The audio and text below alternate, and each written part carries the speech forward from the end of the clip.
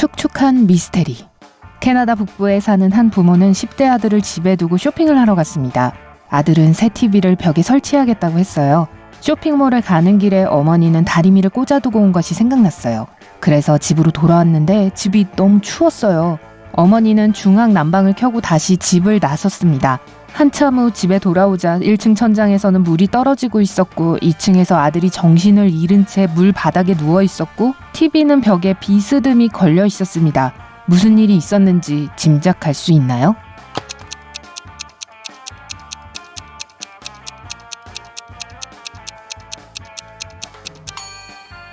아들은 커다란 얼음 덩어리를 2층으로 가져갔어요. 그 위에 올라서서 TV를 벽에 걸려고요. 얼음이 녹을까봐 난방을 껐어요. 그런데 어머니가 난방을 다시 켰고 얼음이 녹기 시작해서 아들은 미끄러져 넘어진 거예요. 암호 번호. 국제범죄조직을 소탕하기까지 겨우 며칠밖에 남지 않은 한 형사가 갑자기 실종됐습니다. 하지만 그는 수사관들이 자신을 찾는 데 도움이 될 만한 단서를 남겼어요.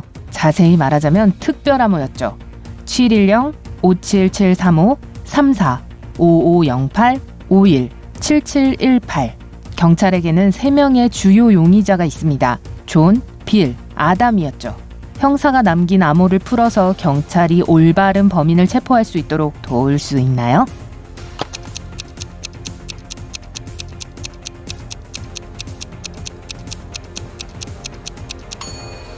암호에 있는 숫자는 글자를 나타냅니다. 메시지를 뒤집어서 읽으면 비리 두목, 오이를 팔아요 라고 쓰여 있어요. 비리 범인입니다. 체포하세요. 형편없는 알리바이. 한 남자가 공원을 거닐고 있었는데 갑자기 누군가가 뒤통수를 때렸어요. 목격자들은 범인이 갈색 머리에 파란 눈을 가졌고 헐렁한 양복을 입고 있었다고 말했어요. 주요 용의자는 숀 베이커로 인상착의가 완벽하게 일치합니다. 경찰은 숀을 신문하고 그는 무슨 일이 있었는지 진술합니다. 공원에 있었는데 이 남자가 오솔길을 따라 걸어가는 걸 봤어요. 그런데 어떤 사람이 갑자기 그 남자 앞에 있는 나무 뒤에서 튀어나와 그를 때렸어요. 전 최대한 빨리 집으로 달려갔어요. 경찰은 그에게 그 공격자를 묘사해달라고 했어요. 그는 빨간 콧수염과 빨간 머리 그리고 헐렁한 양복을 입고 있었어요 라고 대답합니다. 하지만 조사관 중 한 명은 숀이 거짓말을 하고 있다고 합니다. 어떻게 알죠?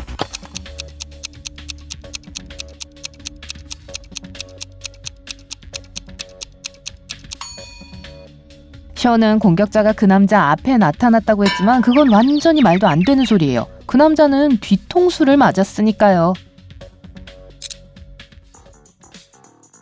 이상한 소음. 에이미와 칼은 밤에 침대에 누워 있었는데 딸 스테이시의 침실에서 이상한 소리가 들렸어요. 에이미는 확인하러 가서 조심스럽게 문을 열었지만 딸이 곤히 잠든 것을 봤고 소리는 멈췄어요. 다음날 밤 똑같은 일이 반복됐어요.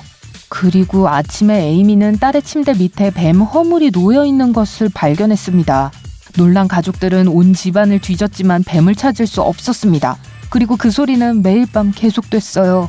뱀이 어디에 숨어 있었는지 추측할 수 있나요?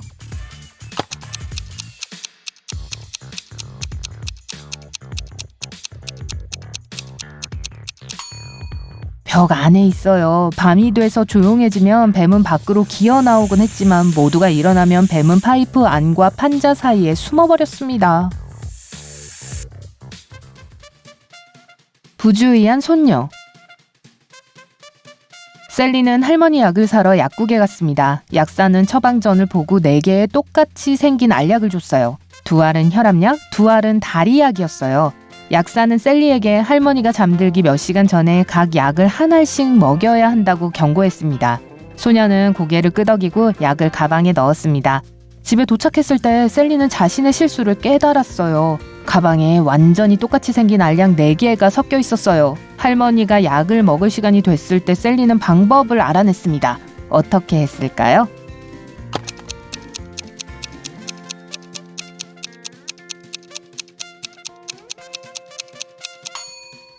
유일한 해결 방법은 모든 알약을 반으로 쪼개 각각의 알약을 반 개씩 복용하는 것입니다.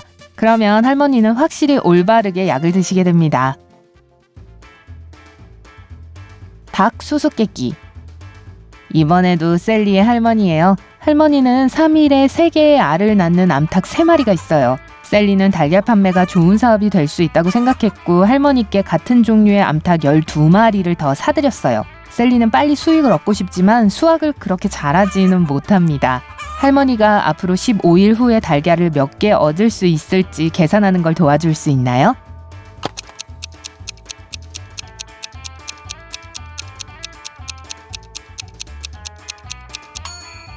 세 마리의 암탉이 3개의 달걀을 3일 동안에 낳았어요. 암탉 한 마리가 달걀 1개를 3일에 낳는다는 거예요. 그러니까 15일이면 5개의 달걀을 낳을 거예요. 이제 암탉이 15마리가 되었으니 그 수를 곱하면 15일에 75개의 달걀이 생길 거예요. 자유를 향한 창문. 잭은 흙바닥 감방에 던져졌고 창문 하나가 있지만 너무 높아서 아무도 접근할 수 없어요. 감방 안에 있는 건 삽 하나뿐입니다. 감방 안은 건조하고 더운데 음식이나 마실 게 없어요. 감방에서 탈출할 시간이 이틀밖에 없어요. 터널을 파려면 적어도 일주일은 걸릴 거예요. 잭은 어떻게 탈출해야 할까요?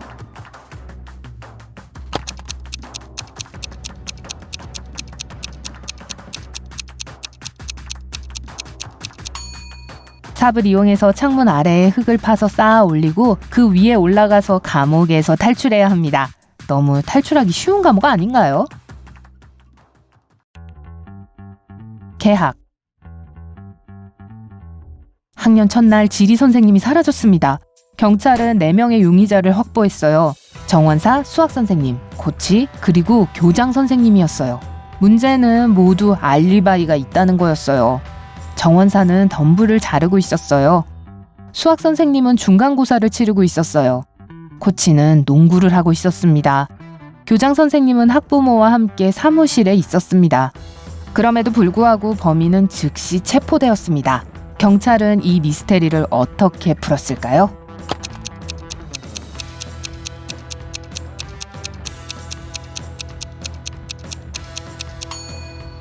수학 선생님은 거짓말을 하고 있어요. 그는 중간고사를 치르고 있었다고 했지만 지리 선생님은 학년 첫날에 사라졌어요. 늦은 배달. 한 외로운 노인이 교외에 있는 집에 살았습니다. 그는 조용한 삶을 살았고 오랫동안 집을 떠나지 않았어요. 한여름 어느 금요일 우편 배달부가 지나가며 노인을 불렀어요. 집안에서 아무런 대답이 없었어요. 우편 배달부가 창문으로 안을 들여다봤더니 이런, 집안은 완전히 엉망진창이고 주인은 어디에도 보이지 않았어요. 경찰이 도착했을 때 그들은 화요일 신문과 따뜻한 우유 2병 그리고 차가운 우유 1병을 발견했습니다. 다음날 강도가 체포되었습니다. 경찰은 어떻게 그렇게 빨리 범인을 알아냈을까요?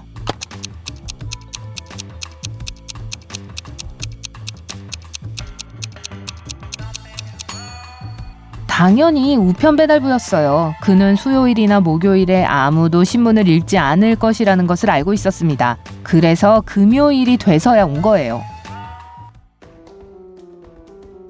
화학 공식에 답이 있어요. 유명한 화학자가 실종됐어요. 화학물질 이름이 적힌 종이 한 장 외에는 아무런 증거도 발견되지 않았습니다. 그가 사라진 날 화학자는 3명의 방문객이 있었습니다. 아내 메리, 조카 니콜라스, 그리고 친구 조나단이었어요. 경찰은 쪽지를 보고 범인을 바로 체포했어요. 누구였고 어떻게 알아냈을까요?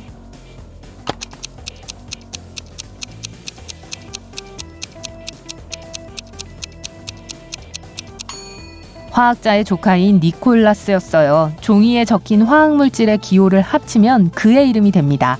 NICOLAS.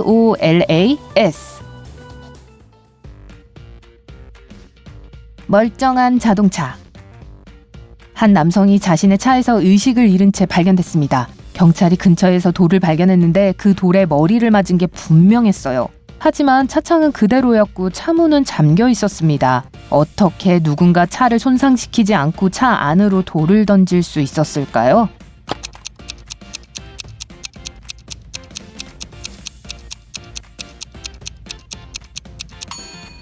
그 차는 컨버터블이었고 돌을 던졌을 때 지붕이 열려 있었어요. 공공의 적. 한 도시는 힘든 시기를 겪고 있습니다. 학교, 호텔, 대중교통은 이미 몇 주 동안 지속된 파업 때문에 제대로 운영되지 않았어요. 어느 날 밤 누군가가 시장에 머리를 때렸어요. 시장은 급히 병원으로 옮겨졌고 경찰은 용의자 3명을 체포했습니다. 브랜드는 길을 걷다가 누군가가 비명을 지르는 것을 들었지만 너무 어두워서 아무것도 볼 수 없었다고 말했습니다. 존도 도움을 청하는 소리를 들었다고 했지만 너무 무서워서 확인하지 못했다고 했어요. 딜런은 버스 정류장에서 버스를 기다리고 있었고 아무 소리도 듣지 못했다고 주장했습니다. 누가 시장을 공격했을까요?